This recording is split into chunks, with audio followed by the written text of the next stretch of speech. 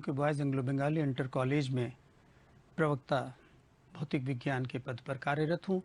बच्चों, मैं आज आप लोगों को यहाँ कक्षा 12 में भौतिक विज्ञान विषय के अंतर्गत अध्याय 10 अर्थात तरंग प्रकाशिकी के भाग 3 पर व्यतिकरण की ही चर्चा करूँगा। भाग 2 में व्यतिकरण की चर्चा हुई थी और व्यतिकरण पर ही हम आगे कार्य करेंगे, जिसमें हम व्यतिकरण से जो फ्रिंजेस मिलेंगी उन फ्रिंजेस के दीप्ति और अदीप्ति फ्रिंजेस जो हमें प्राप्त होंगी उनकी चौड़ाई इत्यादि निकालेंगे, विड्थ निकालेंगे।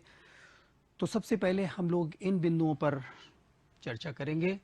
पूर्व ज्ञान का कुछ पुनरावलोकन करेंगे, प्रकाश तरंगों का व्यतिकरण, यंग का प्रयोग देखेंगे और दीप्ति अदीप्ति क्षेत्र जैसा मैंने आपको बताया इसको देखेंगे। फिर उसके बाद में हम चौड़ाई के लिए व्यंजक ज्ञात करेंगे, कुछ प्रश्न और गृह कार्य। तो सबसे पहले बच्चों हम यहाँ पर शुरुआत करते हैं कला संबद्ध और कला असंबद्ध से। तो हमने आप लोगों से बात की थी कलांतर यदि नियत रहता है, समान रहता है, तब ये कला संबद्ध कहलाते हैं, अन्यथा ये कला संबद्ध नहीं कहलाते। हमें फ्रिंज पैटर्न देखने के लिए यदि यहाँ पर स्रोत S1 और S2 को हमने 2 सोडियम लैंप ले लिए और इनसे हम व्यतिकरण यहाँ पर फ्रिंजेस चाह रहे हैं कि मिल जाए हमें सामने पर्दे पर। तो बच्चों यहाँ पर एक प्रॉब्लम ये है कि दोनों सोर्सेज अलग अलग हैं और यदि ये दोनों स्रोत अलग हैं तो निश्चित रूप से ये कला असंबद्ध होंगे। सोडियम लैंप लिए गए हैं, इनकी कला में बहुत जल्दी परिवर्तन होता है, अर्थात 10⁻⁻10 सेकेंड के ऑर्डर में इतने समय में ये कला परिवर्तित हो जाएगी। तो आप सोचिए जरा सा, इनका दोनों का कलांतर समान नियत नहीं रह जाएगा। जब कलांतर नियत नहीं रह जाएगा तो निश्चित रूप से हमारी प्रॉब्लम है, हमें फ्रिंजेस यहाँ पर नहीं मिल पाएंगे। अर्थात हमें शर्त क्या थी, व्यतिकरण की कला संबद्ध होना चाहिए। इसके लिए देखिए थॉमस यंग ने एक यहाँ पर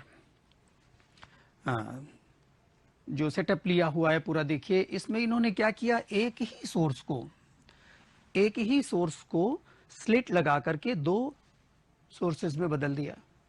अब यहाँ पर देखिए स्लिट लगा करके 2 सोर्सेज में बदल दिया, अर्थात अब दोनों स्रोतों से जो हमें तरंगे प्राप्त होंगी वो उनकी समान कलांतर में होंगी, नियत कलांतर पे होंगी। अर्थात सोर्स में जरा सा भी कुछ चेंज होगा तो ये दोनों में ही चेंज होगा।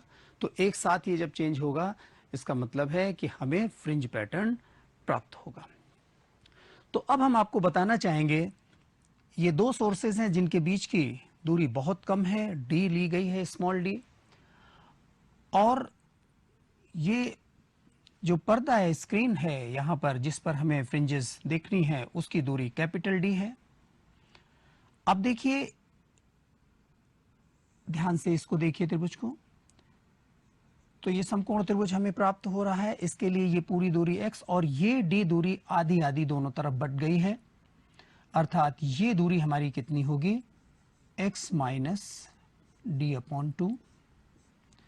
जबकि यहां से यहां तक की दूरी यदि हम लें ये इस त्रिभुज के लिए, तो ये दूरी कितनी हो जाएगी, x + d/2।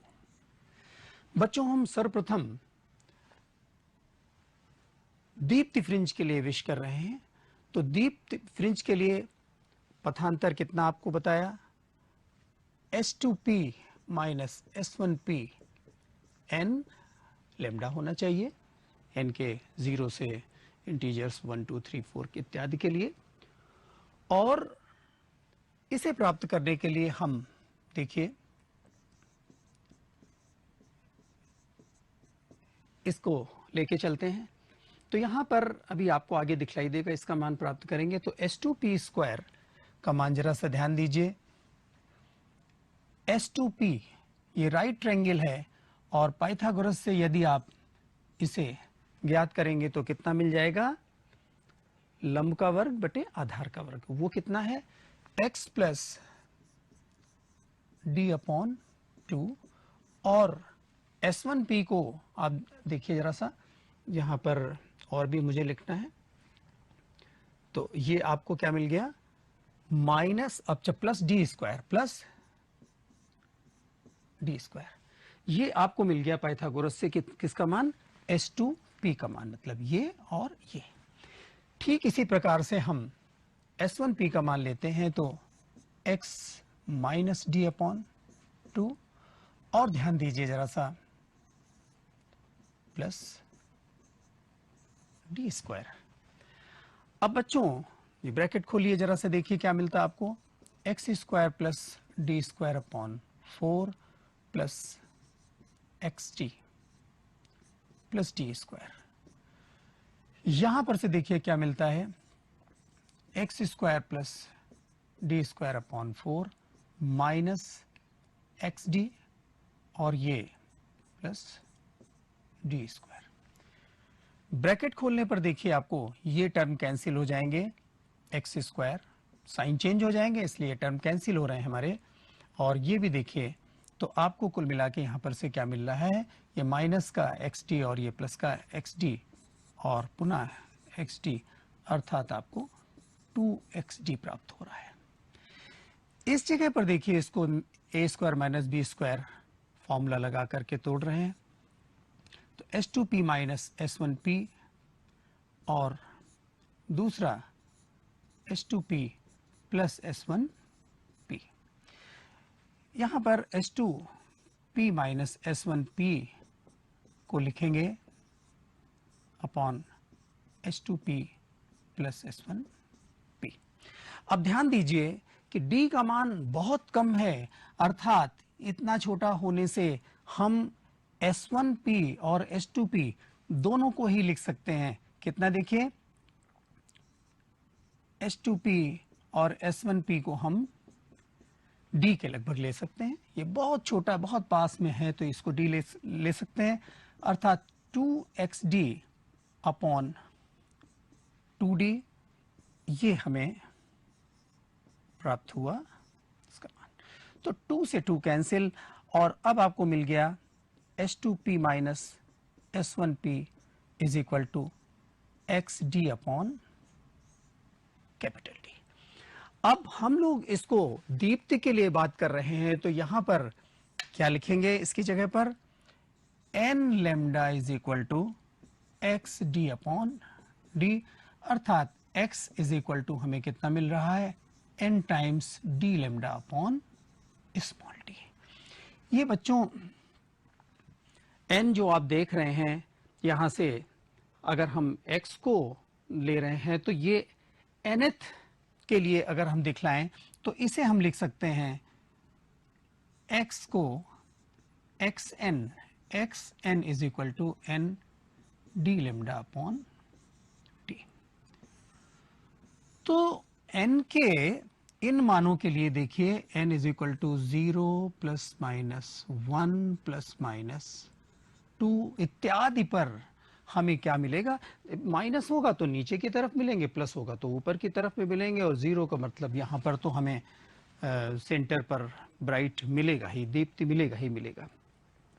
तो इस प्रकार से बच्चों यदि हम यहाँ पर आगे बात करें कि हम अदीप्ति के लिए चाहते हैं, तो अदीप्ति के लिए यहाँ पर आपको हमने क्या बताया था, देखिए अदीप्ति की यदि हम बात करेंगे तो उसके लिए हमने क्या बताया था आपको अदीप्ति के लिए, कि ये जो हमारा प्राप्त हुआ है XD, देखिए यहाँ पर जो प्राप्त हो गया है, ये x का मान कितना प्राप्त हुआ था, ये इसको ध्यान दीजिए, तो उसमें क्या हो जाएगा, n के प्लेस पर कितना हो जाएगा, n प्लस कितना हो जाएगा, देखिए ये दीप्ति के लिए है, किसके लिए है, दीप्ति क्षेत्र के लिए, और अदीप्ति क्षेत्र के लिए देखिए क्या हो जाएगा, n plus half d lambda upon d, ये अदीप्ति क्षेत्र के लिए हो जाएगा। तो अर्थात हम यहाँ पर देख रहे हैं इसमें भी n के ये वैल्यूज चल जाएंगे। तो देख सकते हैं कि हमें यहां पर xn कितना मिला था, n times d lambda upon d प्राप्त हुआ था। ये क्या था, दीप्ति क्षेत्र के लिए, और ये जो मिल रहा था हमें n plus half d lambda upon d, ये अदीप्ति क्षेत्र के लिए। अब ध्यान दीजिए बच्चों, इनका मान मैंने आपको बता ही दिया, 0 प्लस माइनस 1 प्लस माइनस 2 इत्यादि। अब ये जो हमारी फ्रिंजेस बनी हुई है, इनकी हमें विड्थ निकालनी है। तो एक देखिए डार्क से दूसरे डार्क को ले लें, ये इसके बीच की जो दूरी है ये फ्रिंज विड्थ कहलाएगी। अथवा एक ब्राइट से दूसरे कॉन्जिक्यूटिव ब्राइट को ले लीजिए, ये फ्रिंज विड्थ है। तो ब्राइट ब्राइट के लिए या डार्क डार्क के लिए, दोनों के लिए आपको फ्रिंज विड्थ वही मिलेगी। तो यहां पर देखिए हम लेते हैं जरा सा x M plus वनथ, x M plus वनथ मतलब सेंटर से एक्स एम प्लस वनथ को हम लेते हैं यहां पर। देखिए तो यहां पर कितना हो जाएगा, M plus 1 D lambda upon D. और यदि एक्सएम लेते हैं तो ये होगा m times D lambda upon D. Fringe width हम निकाल रहे हैं, तो इसमें से हम क्या करें, m प्लस वनथ में से m वाली, माने पांचवी में से चौथी वाली, एक कम वाली को घटा दें। जो भी नंबर होगा उससे एक कम पीछे वाली को घटा दें तो विड्थ निकल आएगी। तो ये कितना आ जाएगा आपके पास में, m plus 1 D lambda upon D minus m D lambda upon. तो यहां पर देखिए m प्लस 1 माइनस m, ये आपने d lambda upon d common ले लिया, तो ये आपको विड्थ निकल आई इतनी। तो अर्थात ये कितना हो गया, d लेमडा बाई d, यही फ्रिंज की विड्थ हो गई। बच्चों यदि आप इसे इससे निकालना चाहें तो भी वही बात रहेगी, n को एक बार रिप्लेस करेंगे m प्लस 1 से और एक बार m से, दोनों को सब्ट्रैक्ट करेंगे, आपको इतनी ही विड्थ प्राप्त हो जाएगी। तो इस प्रकार से आपने बच्चों ये देखा कि हमें fringe width d lambda by d, d क्या है, सोर्सेस से स्लिट जो रखा हुआ है S1 S2 के लिए, उससे स्क्रीन की दूरी थी जहां पर फ्रिंजेस बन रही हैं। कैपिटल डी लेमडा आप वेवलेंथ देख रहे तरंग दैर्ध्य, और डी दोनों सोर्सेस के बीच की दूरी है। तो बच्चों इस प्रकार से आपने फ्रिंज की चौड़ाई देख ली, दीप्ति अदीप्त क्षेत्र आपने देख लिए, ये हमारे दीप्ति क्षेत्र के लिए, ये अदीप्ति क्षेत्र के लिए, इनकी इन वैल्यूज के लिए। तो बच्चों देखिए हम अब यहाँ फ्रिंज की कोणीय चौड़ाई निकालना चाहते हैं। तो कोणीय चौड़ाई के लिए आप यहाँ पर क्या लेंगे, हम यहाँ पर एनवी फ्रिंज के लिए, यहाँ पर दीप्ति फ्रिंज की स्थिति के लिए क्या लेंगे, थीटा एन, ये कितना होगा देखिए, एक्स एन अपॉन डी। यदि आप चित्र को ध्यान दें तो ये यहाँ पर क्या था, ये डी था, और ये यहाँ पर एक्स एन है। तो थीटा एन के लिए कितना हो जाएगा, ये एक्स एन अपॉन डी। और एक्स एन कितना था, N D lambda upon D, परंतु डी एक यहाँ पर भी है तो ये डी कैंसिल हो गया, तो आपको मिल गया एन लेमडा अपॉन डी। इसी प्रकार से यदि हम एन प्लस 1 के लिए लेते हैं तो X N plus 1 upon D, तो ये आपको प्राप्त हो जाता N plus 1 D lambda upon D, और ये एक कैपिटल डी यहां पर से जो मिल रहा है आपको, ये कैंसिल हो जाता, तो आपको यहां पर मिल जाता N plus 1 lambda upon D. अब देखिए कोणीय चौड़ाई क्या होगी फ्रिंज की, तो फ्रिंज की कोणीय चौड़ाई थीटा कितना होता, तो कितना हो जाएगा theta n+1 minus theta n।